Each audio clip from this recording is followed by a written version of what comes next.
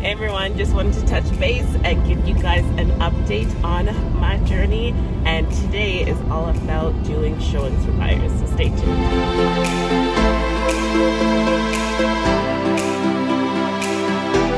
First of all, I just want to remind everybody how important networking is. I am going on buyer tours right now with a pre-qualified buyer who's ready to buy within the next 30 days.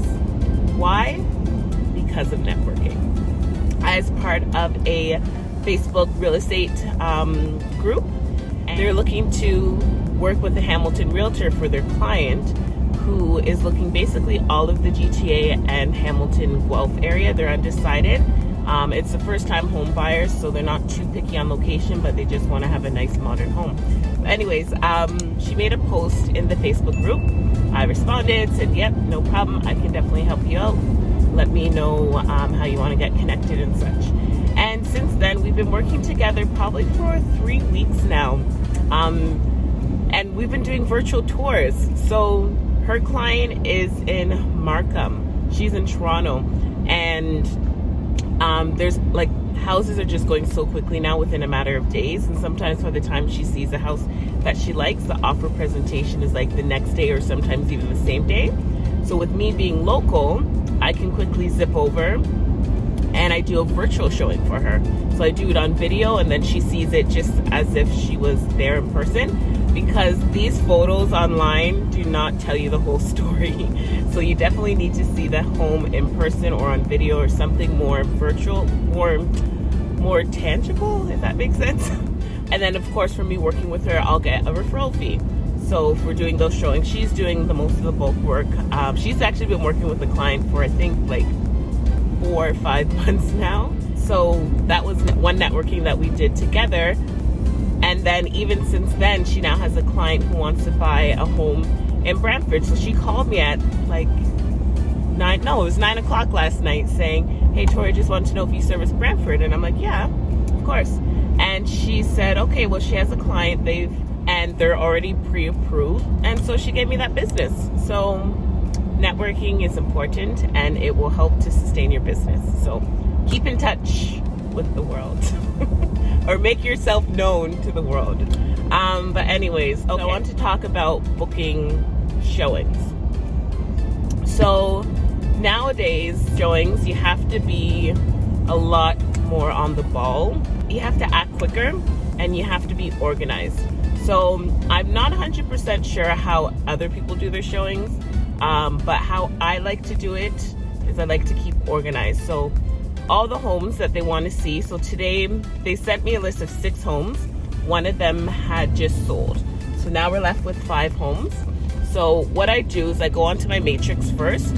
You know what?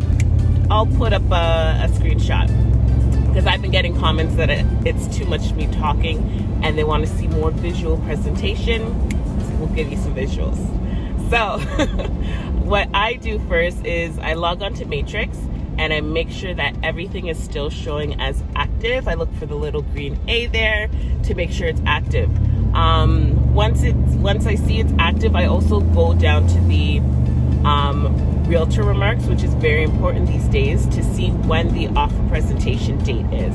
So with these guys, I spoke with them Thursday evening, and the plan was to go see homes, to show them homes on Saturday, but one of the homes' offer presentation is Saturday, so we want to see it beforehand. So I scheduled them all for this morning, obviously, but that's very important. So 1, I make sure that it's active. 2, I check to see when the offer presentation date is. And then 3, I then go over to Google Maps. So again, let me show you how I do it. I go over to Google Maps and I type in all of the addresses, and then I look to see where those locations, what they look like on the map, and I create an itinerary from there. So if there's a bunch of homes in the same area, I'll put those like number 1, 2, 3, and 4, and you can just change the order over here as to which one. And then once I have that game plan, I have it in my notepad, and so I rearranged the addresses to match up with the time frames. And then now, I think this is step 4, I go back to my matrix and I start booking the appointments. I love Broker Bay. Broker Bay makes realtor life so much more easy. So when I'm looking at the listing at the top here, it'll either say showing time, Broker Bay, or there will be nothing, and then I know I need to actually call in. So for example, for this one, I would just click the Broker Bay button. It brings me to Broker Bay, and then I select the day that I want, and then I select the time that I want. Now with COVID, showings are usually only 30 minutes. Some showings only do 15 minutes, especially if it's a really popular property in a popular area. They will limit it to 15-minute showings only. So I'll look at whatever their time parameters are, and then I will start booking. So what often happens is I will go with my schedule. I'll book one for 9 o'clock, and then I'll book the second one for 9:30, and then I'll book the next one for 10 o'clock, and then I'll get to the fourth one, and like the whole morning and afternoon is completely booked, and I can only do like, I don't know, late afternoon or something like that. So depending on what the scenario is and what is available, I will just rejig the schedule. So that actually happened with me booking these showings, but luckily they're all within like 10-minute drive, so I could easily just change the order to accommodate, so there's not too much of a gap between each showing. So once I get that confirmed email, then I will just check to make sure the lockbox code is there. So most of them, the codes were there. One of them is Century Lockbox, and it says please call office during business hours to get code. If you're not a member of Century Block, 1-day codes will not be giving. Yada yada. So then I have my confirmed itinerary for the day. I send that list over to my clients so that they know as well. One thing I always stress to them is that due to COVID, showings have been reduced drastically. So it is important that we try and stay on time. So I send them a list of the address and then the time slot that we have for each one. Typically, I like to make it all pretty, and I'll go into Canva and use a template and do different addresses and things like that. But this one was last minute, and I didn't have time to do it before I slept, so then I had to wake up early to be on the road. But I just sent them a list, so I had the address and the time slot that we have, and then I also put an extra note to let them know when the offer date is. And then, so when I'm actually going to the showings with them, this is a little folder that I use. Actually, you guys should have seen this from one of my recent videos, what's in my bag, what's in my realtor bag. But I got these from Dollarama. They're $3 for $1.25. But I like has a pocket here, so I can put whatever. So if I did that thing where I did all of their addresses listed out and the little box for them to comment, I would put that as the front page here. This is just something I created this while I was in real estate school. But other than that, what I do is I print out all of the realtor MLS data sheets, these information sheets, and I just highlight the important or typical information.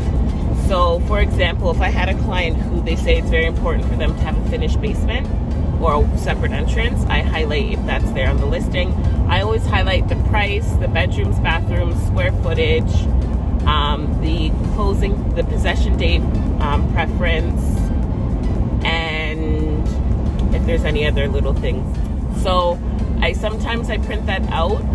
Actually, more recently, it depends on the client, but like with my last couple clients, I actually just send those as an PDF email to my email address, and then I just open it up on my phone so I can answer the questions on a fly like that instead of actually printing out paper, which is not really necessary. But because it's my first time meeting with clients, I know some people need to have that tangible thing in their hand. So once I meet them, I'll get the gist of that. But that's just a pro tip. See, the hard thing is I can't film inside of the homes unless I have permission from the owners. And already on one of the broker remark sheets, the realtor actually put in the broker remarks, smile, you're on camera in the house. So like things like that, I don't want to be filming without permission and then it just comes back as a mess. I think that's it for now. I wanted to kind of just let you guys know that's my process on how I do showings and how I schedule it out and everything. So hopefully that helps you guys start thinking about how you want to schedule from now and critique it and tailor it to what works for you. Hopefully you guys can find even better ways to make it work for your schedule. If you have any ideas, comment below. Let's share some knowledge with everybody so we can all grow together, guys. We're all a team. We're technically all on the same team because we're all under CREA. So we're technically all the same team, even though we may be different from different brokerages. Other than that, have a great day and we'll see you in the next video.